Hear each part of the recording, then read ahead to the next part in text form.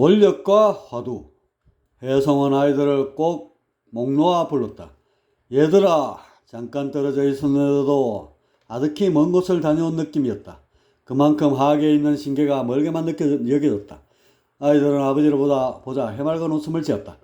아버지, 엄마는요? 엄마하고 같이 오지 않았어요? 삼송이 얼굴이 순간 어두워졌다. 엄마는 같이 올 수 없었단다. 아니, 왜요? 왜 같이 올 수 없었어요? 네? 혜성은 자신을 붙잡고 앵앵거리는 아이들에게 뭐라 할 말이 없었다. 그게 사실은. 혜성은 어떻게 설명해야 할지 너무나 난감했다. 이때 옆에서 얌전히 있던 옥황이가 입을 열었다. 엄마는 차원의 벽에 걸려 성계에 오를 수 없었던 거잖아요. 혜성은 말없이 머리만 끄덕였다. 아이들은 엄마가 함께 올라오지 않은 것에 실망이 이만저만한 것이 아니었다. 하지만 딱 거기까지만이었다. 울고 난리 번거지를 쳐야 만땅할진데 아이들의 표정은 인상만 잔뜩 찌푸리며 아쉬워하는 정도가 전부였다. 이런 아이들의 표정을 보는 혜성 역시 가슴이 찡하며 아려왔지만 깊은 속까지 고통이 차오르지는 않았다. 적어도 이점에선 단장의 고통이 밀려올 법도 했지만 그런 뼛속까지 울리는 아픔은 없었다. 혜성의 가슴은 담담히 견뎌내고 있었지만 그의 지성은 그런 자신의 냉랭한 모습에 한없이 무너져 내렸다. 자신의 목숨과도 같은 아내와 생이별을 했건만 이래도 태어날 수 있는 것에 참담함마저 들었다. 허나 감성이 이런 생각을 받쳐주지 않으니 그의 지성의 외침은 한낱 메아리처럼 공허하게 수그러들 뿐이었다. 잠시 뒤 혜성의 지성과 감성의 괴리를 중재라도 하듯 숨막히는 정막을 대주의 칼칼한 목소리가 깨뜨렸다. 혜성 광산주, 뭔 생각을 그리 골똘히 하시오. 아이들 데리고 버떡 이쪽으로 오시구려. 혜성이 길고 모진 생각의 늪에서 빠져나와 아이들을 데리고 대주의 곁으로 갔다. 대주는 혜성의 얼굴을 이리저리 훑고는 위로랍시고 성의 없는 말을 툭 던지는 것이다. 달랑 혼자 오셨구려. 인연이란 원래 끊어지라고 맺어지는 법이었다. 허허. 알고는 있었지만 그래도 이렇게 쉽게 거리되리라고는 전혀 생각지 못했습니다. 대개 10중 8구는 예상 밖의 일로 끊어지는 것이요. 허니 너무 상심하지 마시고 추억은 추억으로 남기시구려.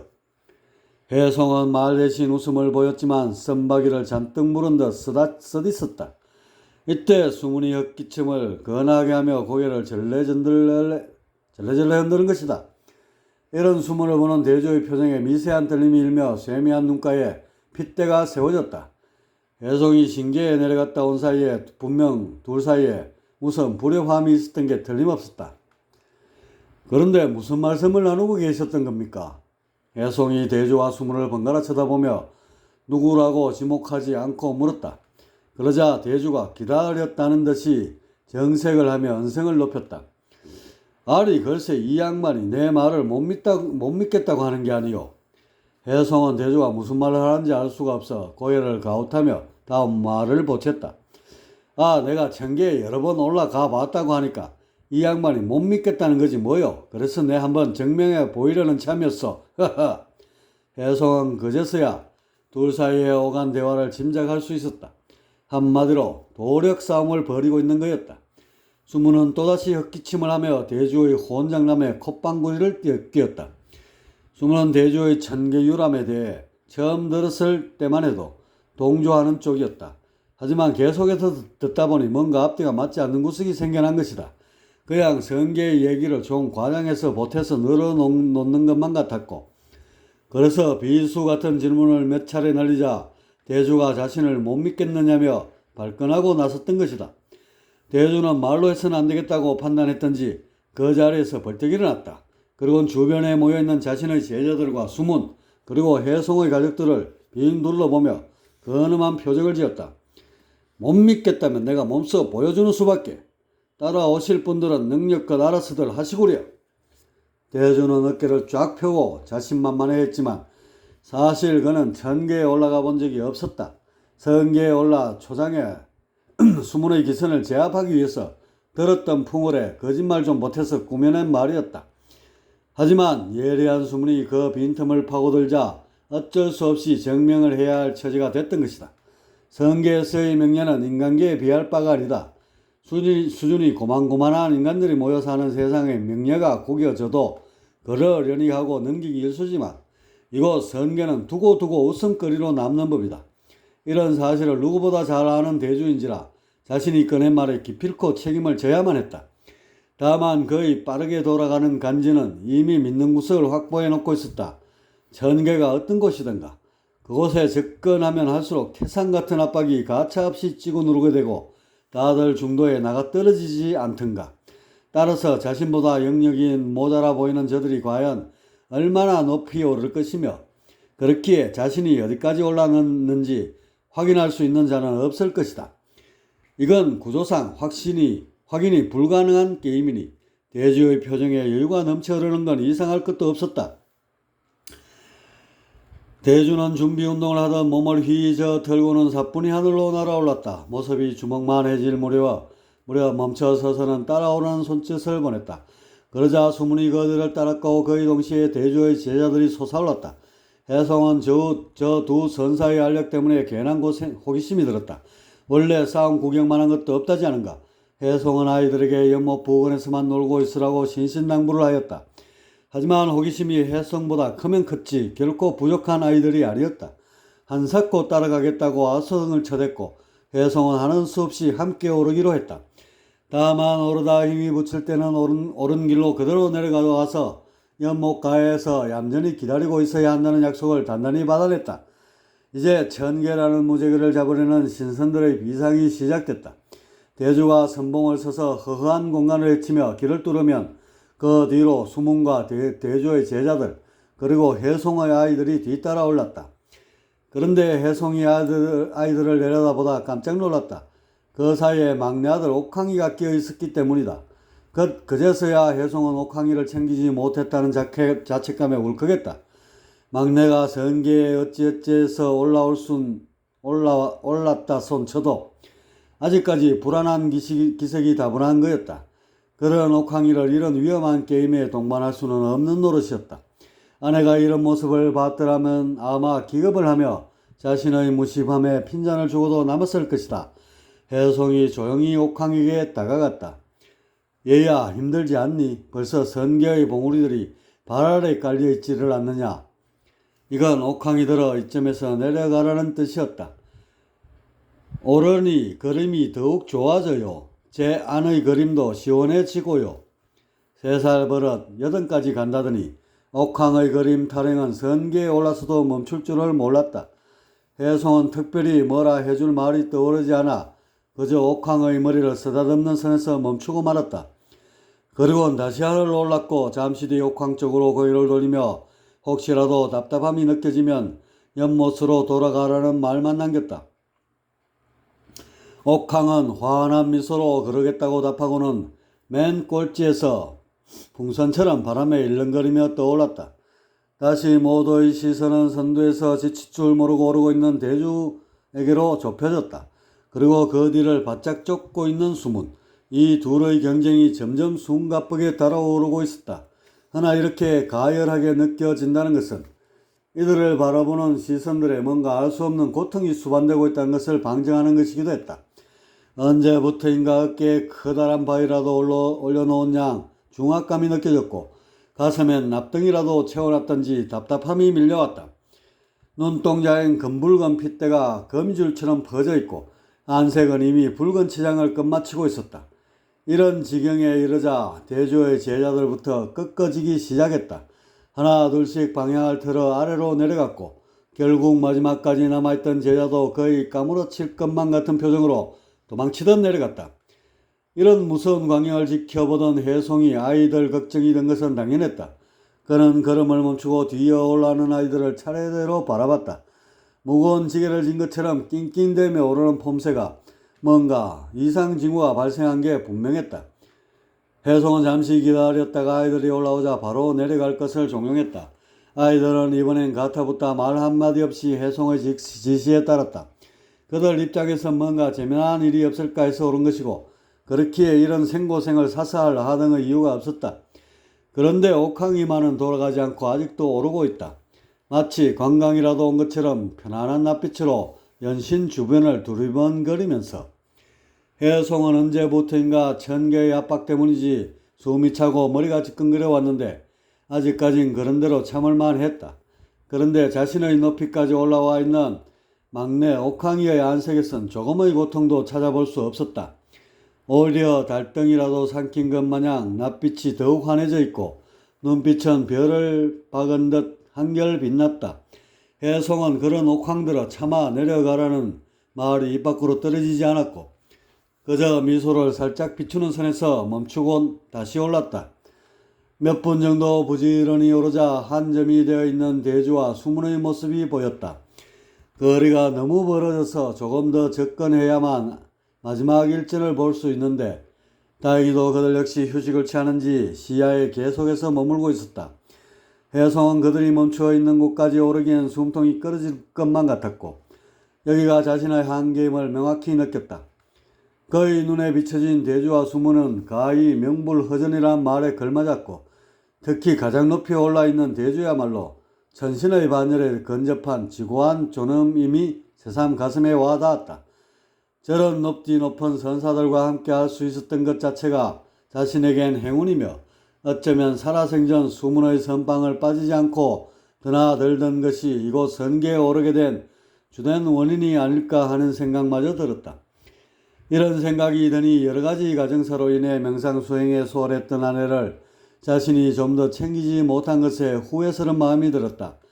사실 명상이나 선술 따위를 그저 스트레스나 덜 받고 건강이나 지키려는 일종의 요식행위 정도로만 생각했었다. 허나 이렇게 죽고 나니 그것이 영역에 미치는 영향이 얼마나 지대한지 알 수 있었다. 더군다나 아내와의 별일을 통해 인정사정 두지 않는 정신세계의 냉혹함마저 깨닫지 않았던가. 해송은 더 이상 오르는 것이 무리라 판단하고 아래로 내려가려 했다. 바로 이때 옥황이가 자신의 발 아래까지 올라와 있는 것이다. 잠시 뒤엔 자신의 눈높이를 지나쳐 둥둥 떠올랐다. 마치 진한 꽃향기라도 맞는 듯 두 눈을 지그시 감고 해맑은 미소를 띠고 있는 막내에게 이번에도 차마 내려가려는 말을 건넬 수가 없었다. 어찌 이런 정도의 높이까지 옥황이가 올라왔는지 의아했지만 더욱 놀라운 것은 어느새 아이의 전신에서 찬연한 빛이 흘러나오고 있다는 것이었다. 백색 같으면서도 황금빛이 서려있고 어쩌다 몸을 털기라도 하면 붉은 빛이 새어나와 미묘한 광채를 자아냈다. 해송은 그런 옥황이를 보면서 겁이 들컥 생기기까지 했다. 혹시나 그가 차원의 압박마저 그림으로 보고 넘기다가 한계점을 지나 전기가 흩어져 버리는 현상은 아닐까 생각됐던 것이다. 해송은 이런 생각에 경악을 하며 옥황을 불러 세우려 했지만 입술이 떼어지지 않았다. 점점 거세게 밀려오는 천압은 그의 사지를 꽁꽁 동여매고 섬세한 근육마저 경직시켜 미라를 만들고 있었다. 해송은 발만 동동 구르며 아래로 내려오지 않을 수 없었다. 그러면서 한 가닥 희망의 끈을 품을 수 있었던 것은 저 위에 있는 두 분 선사가 옥황이를 어련히 알아서 구해주지 않겠느냐는 믿음 때문이었다. 한편 대주는 100여 미터 아래에서 여전히 꼼지락거리고 있는 수문으로 인해 근심이 이만저만한 게 아니었다.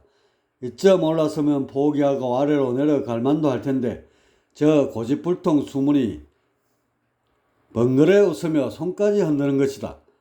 힘내라는 표현인지 아니면 자신의 거짓이 좀 있으면 들통날 것이라는 조서 섞인 메시지인지 알 수는 없지만 그가 여간에서 출격을 멈추지 않을 것만은 분명했다. 대주가 이런 걱정을 뇌리에 늘어놓고 있는 건 천압에 의한 부담감이 자신에게도 한껏 밀려왔기 때문이다. 그 역시 단전히 불규칙하게 둥둥 목소리를 울리고 기맥이 군합발에 짓밟힌 지렁이 마냥 연신 꿈틀득거리며 숨구멍 찾기에 급급했고 뇌리엔 두음을 쌓아놓은 것처럼 고약한 냄새로 가득 찼다. 마치 엔진 타는 냄새라고나 할까. 더 이상 운행하다가는 터져가 버릴 것만 같은 두려움이 엄습했고 그렇다고 후진을 해서 내려가기엔 저 밑에 도사리고 있는 수문의 입방아가 지옥문처럼 무섭기만 하였다. 대주가 안간힘을 다해 수문을 향해 입을 연 것은 최후의 발악이었다. 더 이상 오르면 수문선사의 안전을 장담할 수 없어. 이점에서 내려가시오. 그 무슨 당치하는 말씀이시오. 오늘이 아니면 언제 또다시 대주선사의 우화 등천을 목격할 수 있겠소이까. 내가 천계에 오르지는 못하더라도 그런 장엄한 광경을 두 눈으로 본다는 것만 해도 광명일 것이외다. 대주는 수문의 결의에 찬 목소리를 듣자 뒷목에 마비가 오면서 현기장마저 났다. 그건 그의 목소리에 담긴 고집 때문에 아니라 숨 돌리지 않고 말을 뱉을 수 있는 그의 몸 상태에 기인한 것이다. 자칫하면 헌 정도로 끝나는 것이 아니라 그가 더 높이 오를 수 있다는 불안감이 엄습했고, 이런 충격은 대주로 하여금 계속해서 오르게끔 부채질하였다. 대주는 숨을 깊게 들이쉬면서 상방을 시선으로 잡아당겼다. 마치 줄을 낚아채듯 세차게 끌자 몸이 다시 위로 올라가기 시작했다. 하지만 몇 발짝 못 가서 숨이 콱 막혀 죽을 지경이 되었다. 체면이고 나버리고 목숨부터 챙겨야 하지 않겠는가. 몸이 견딜 수 있는 한계점에 도달했다는 생각이 들자 대주는 걸음을 멈추고 용광로처럼 달구어진 단전과 기맥을 추스른 데에 온 힘을 기울였다. 소방수가 물을 뿌리듯 운기조식을 통해 불기운을 다스리려 한 것이다. 하지만 수국화가 아무 때나 통용되는 게 아니었다. 이건 숫째 온몸이 불바다가 되어버린 지경이라. 운기를 통해 허공에서 끌어오는 수기는 몸속에 들어가는 족족 안개처럼 증발해버렸다. 어느새 대주의 발 아래로 수문이 올라오고 있었다. 그런데 그 얼굴에 붉은 꽃이 만개한 것이 주하에 고통받고 있는 게 분명했다. 그렇다면 수문 역시 한계점에 거의 도달했을 터이고 잘 구슬려서 이점에서 중지하게끔 하는 것이 가능할 법도 했다. 수문선사 웬 꽃다발이요. 안면 가득 꽃꽂이를 했소이다. 대주는 온 힘을 다해 입술을 움직였다. 이미 굳어질 대로 굳어져서 잘 돌아가진 않았지만 말끝에 웃음을 붙이는 것도 잊지 않았다. 상대의 기를 죽이는 데는 웃음만한 것이 없었다. 대주선사는 단청을 하셨나 봅니다. 울긋불긋한 게 나름 보기 좋소이다. 수문이 아직은 기운이 붙어있는지 응수를 하고 나서자 대주는 더욱 초조해졌다. 느리지만 수문의 몸이 계속해서 자신의 위치로 근접하고 있었고 자칫 역전이 될 수도 있는 위기에 몰린 것이다. 수문선사 도화성경도 식후경이라 했거늘 혹시 배가 고프진 않소이까? 글쎄요, 위장이 있는 것도 아닌데 배가 고플 리가요. 나는 몹시 시장기가 도는구려. 아무래도. 바로 이때였다. 수문이 대주와 눈높이를 마주한 것이다. 개섬철회한 수문의 눈빛이 비릿한 시선을 대주에게 쏘고는 입꼬리마저 축 그어 올리며 위로 오르는 것이었다. 대주는 죽을 힘을 다해 위쪽으로 시선을 돌릴 수밖에 없었다. 수문을 따라잡기 위해 한 발 두 발 올랐는데 이건 정말 지옥의 불구덩이 속을 자청해서 들어가는 꼴이나 다름없었다. 대주가 거의 까무러치기 직전 다행스럽게도 수문의 발걸음이 멈췄다. 그 역시 한계점에 걸린 것이다. 아랫배에 지진이라도 난 것처럼 요동을 치고 그의 가슴은 심하게 부풀어 올라 금세라도 뻥 터져버릴 것만 같았다. 이렇게 되자 수문은 오만 가지 인상을 쓰며 아래를 힐끔 내려다봤다. 불타는 대주의 면상을 보자 웃음보가 터지지 않을 수 없었다. 하지만 입술이 도무지 떼어지지 않았다. 이런 때 한바탕 웃어젖혀야 가슴에 묵은 온갖 찌꺼기들이 시원하게 몽땅 빠져나갈 것인데 앞면의 근육들은 이미 마른 장작처럼 굳어 있었다. 수문이 붉은 물이 뚝뚝 떨어질 것만 같은 홍안을 해가지고 자신을 흘겨보자 대주 역시 배꼽이 들썩일 수밖에 없었다. 하지만 가뜩이나 가부하가 걸려 거칠게 요동치는 단전을 자극하게 되니 후끈한 가스가 목울대를 타고 넘어와 입술 사이를 비집고 뿜어져 나오는 것이다. 푹푹 소리를 내며 희뿌연 가스가 얼굴 주변으로 퍼져나가자 마치 한 마리 용이라도 된 품새였다. 한 발 위에서 이런 대조의 모습을 보는 수문은 얼마나 웃겼던지 굳어버렸던 입술이 마침내 쩌적 갈라지며 가슴을 태우던 열기를 뽑아냈다. 다행히 대조처럼 연무로 분출되지 않아 다행이지만 단전을 자극하면서 생긴 기맥의 뒤틀림으로 인해 가슴을 부여잡아야만 했다. 대주와 수문 이들은 이제 단 한 발짝도 위로 오를 수 없었고 서로들 상대편에서 먼저 내려가자는 말을 꺼내기만을 간절히 기다리는 처지가 되었다. 하지만 둘 다 황소를 삶아 먹었던지 고집이 이만저만한 게 아니었고 이러다 송장 치울 판이 되는 건 아닌지 모를 일이었다. 바로 이때 이들의 옆을 가볍게 스쳐 올라가는 그 무언가가 있었다. 얼핏 봤을 때 불덩이처럼 보였는데 자세히 보니 그 속에 혜송의 자폐아 아들 옥황이가 들어있는 것이었다. 대주와 수문은 옥황이가 잘못된 것은 아닌지 심히 우려가 되어 그래서 손을 뻗으려 했지만 이마저도 잘 되지 않았다. 이미 온몸이 고목나무처럼 굳어져 버린 탓이다. 옥황은 잠시 멈춰서 대주와 수문을 번갈아 쳐다봤다. 그리고 커다란 눈망울을 멀뚱거리며 아무렇지도 않게 입을 열었다. 두 분 선사님, 어서 내려가세요. 자칫 그림이 뭉개질 수도 있으니까요. 지극히 온화한 표정으로 말하는 옥황을 보면서 그를 휘감고 있는 불덩이가 자신들과는 전혀 다른 종류의 기파임을 알 수 있었다. 현묘한 천광이 옥황을 두르고 있는데 그것이 마치 물이 흐르듯 자신의 자리로 그를 데려가는 듯했다. 옥황은 좀 더 오르다 아무래도 안 되겠던지 다시 아래로 내려와서 숨은 선사의 등을 떠밀었다. 어린 옥황이가 보기에도 이대로 놔두었다간 저 고집불통 노인네들이 사고를 단단히 칠 것만 같았다. 그리고 다시 대조에게로 내려와서 그 어깨를 잡아 아래로 밀었다.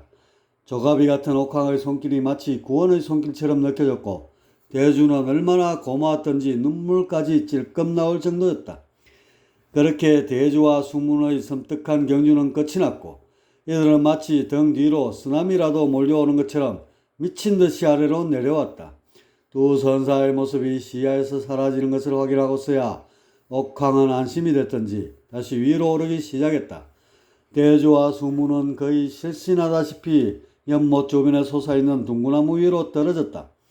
무성한 가지와 잎새가 아니었더라면 땅바닥에 볼성 사납게 패대기 쳐졌을 것이다. 비틀거리며 연못가로 다가오는 대주와 수문은 이미 살색이라고는 찾아볼 수 없는 적인종이 되어 있었다. 이글거리는 낯빛에 불꽃이라도 튀어나올 것 같은 두 눈을 달고 터벅터벅 걸어오는 그들은 마치 지옥의 불구덩이에서 몇만 년을 몸을 담그다가 각 추록한 것 같은 괴기스러운 몰골이었다. 특히나 수문의 등 뒤로 흐느적거리며 다가서는 대주는 머리에 뿔만 안 달렸을 뿐이지 마그마 속에서 헤엄치며 살 법한 괴물에 어울렸다. 대주는 제자들이 기겁을 하며 달려들었을 때 그는 이미 픽 쓰러져 땅바닥에 코를 박고 말았다. 수문이 간신히 의자에 기대앉아 한숨을 돌릴 쯤에 대주는 사경을 헤매는 정도까지 위급해졌다. 좀 채 단전히 정상으로 돌아오지를 않는 것이었다. 혜송이 달려가 대주의 안색을 살폈을 때는 상기나 주화 정도의 병사를 넣으며 태산 압정에 가까웠고 더군다나 두 눈 주변으로 실핏줄 같은 기맥들이 사방으로 풀어 헤쳐져 그 심각성이 더했다. 이런 자잘한 기맥들은 다시 안구석으로 넣기도 만만치 않았다. 대충 쑤시어 넣는다고 기맥이 제자리를 찾는 것도 아니고 그렇다고 이대로 두자니 더욱 정세가 악화될 게 뻔했다. 이런 분야의 문외한인 혜송이 할 수 있는 일이라고는 그저 애만 태우는 일밖에 없었다. 이때 언제 기운을 차렸던지 수문이 초췌한 몸을 이끌고 비틀거리며 대주 곁으로 다가왔다. 대주의 제자들은 어찌할 바를 몰라 그저 수문의 붉은 얼굴만 빤히 쳐다봤다. 이거 낭패로소이다. 극한점에 도달한 듯합니다. 어서 의선을 불러오지 않으면 이대로 비명 행사할 수도 있겠어요. 수문 선사님 어디서 의선을 불러오죠? 혜송이 다급하게 물었다. 모두들 들으세요. 이 언덕 끝자락에 봉우리 보이시죠? 그곳을 타고 너무 아래로 쭉 내려가면 드문드문 민가들이 나올 겁니다. 일단 그곳에 가서 수소문을 하면 어떻게든 의선을 찾을 수 있을 겁니다. 혜송을 비롯해서 대주의 제자들은 일제히 수문이 말한 방향으로 날아올랐다. 그리고 얼마 뒤 누가 데려온 것인지는 확실치 않으나 의순으로 보이는 한 신선이 시야에 들어왔다. 그의 걸음이 얼마나 빠르던지 거의 빛에 버금가는 속도로 나타났고 그 뒤를 혜성과 대주의 제자들이 헐레벌떡 날아왔다. 의선이 대주의 겉옷을 벗겨내고 진찰에 들어가자 옆에서 지켜보던 혜성은 갑자기 가슴이 덜컥 내려앉았다. 이토록 무시무시한 것이 1000개에 오르는 길이거늘 막내 옥황이가 아직도 내려오지 않았던 때문이다. 두 분 선사들도 이 지경이 돼버렸는데 어린 옥황이가 무슨 재간으로 버텨내겠는가? 수문 선사님, 혹시 우리 옥황이를 못 보셨습니까? 봤지요. 계속해서 위로 올라가는 것만 봤습니다. 위로요? 이거 정말 큰일입니다. 그 위험한 곳을 혼자 오르다니요. 혜성은 마치 옥황이를 말리지 않은 수문을 탓하기라도 하듯 푸념을 진하게 뱉어냈다. 이런 낌새를 알아차린 수문이 낮은 톤으로 조용히 말을 건넸다. 광산주님, 아드님 일은 염려하지 않아도 될 겁니다. 잘은 모르지만 아이의 몸이 매우 가벼워 보였습니다. 가볍다고요? 원래 천압이란 것이 따로 있는 게 아닙니다. 차원이 맞지 않을 때 그 괴리에서 자연 발생적으로 생겨나는 것인지라 기운때만 맞으면 위험할 것도 없습니다. 그럼 우리 옥황이가 1000개의 기운때와 맞기라도 한다는 말씀입니까? 장담할 수야 없지만 저희보다는 잘 맞는 것 같습니다. 아마 더 높이 오르다 보면 옥황이 또한 천압을 받을 수 있겠죠. 허나 그 아이는 조금만 그림이란 게 안 좋으면 고개를 돌리는 아이니 무리하지 않고 돌아올 겁니다. 그러니 마음 편히 하세요. 수문의 말을 듣고 보니 어느 정도 앞뒤가 맞았고 혜성은 다소 안심이 되기도 했다. 한편 옥황은 계속해서 비상을 멈추지 않았고 어느덧 선계의 끝자락까지 도달했다. 그곳엔 두툼한 공막이 휘장처럼 쳐져 있는데 막이라기보다는 천계와 선계의 중간지대에 형성된 기장이라는 편이 정확할 것이다. 어떤 문양이나 형체도 없이 그저 오묘한 기운들이 너울을 일으키며 시야를 심하게 굴절시키고 있었다. 옥황이 머리를 살짝 공막으로 들이밀자 여지없이 반동을 일으키며 퉁겨내었다. 자격이 되지 않는 존재들은 트럭 하나도 위로 올려보내지 않겠다는 고집스런 반발이었다. 옥황이 조금 더 힘을 가해 공막으로 돌진하자 물컹하는 느낌이 들면서 그 속으로 빨려 들어갔다. 기분이 묘한 것이 속세의 모든 때를 벗겨내는 느낌이랄까. 샤워를 한 것처럼 온몸이 개운해지더니 이내 막을 뚫고 밖으로 나왔다. 옥황의 기운을 읽어내린 공막이 그의 출입을 허락한 것이었다.